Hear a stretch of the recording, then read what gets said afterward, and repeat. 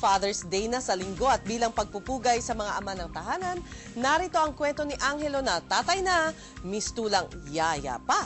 May report si Willard Cheng.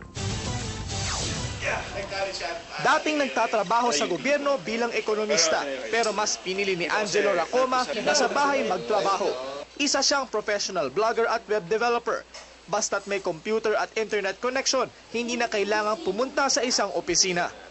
Hindi rin ako makasurvive sa office environment eh. So I consider myself one of those, some would call it slacker or some would call it creative types. Mas maigi ito dahil bilang isang ama, mas matagal niyang nakakasama ang mga anak na sina Pia at Kate. Siya na rin ang nag-aalaga sa mga anak habang ang misis na si Karen pumapasok bilang preschool teacher. Si Angelo ang nagpapakain at nagtitimpla ng gatas, mga bagay na hindi nagagawa ng ibang daddy. Papaligo, naghuhugas, changing diapers, at ng ginagawa usually ng mommy, ginagawa na rin ng daddy. Karaniwan nagtatrabaho si Angelo habang tulog ang mga bata. Sa email siya nakikipag-usap sa mga kliyente niya. Dahil stay-at-home dad si Angelo, natutuwa si Karen na maaasahan niya ang asawa sa pagbabantay sa kanilang mga anak.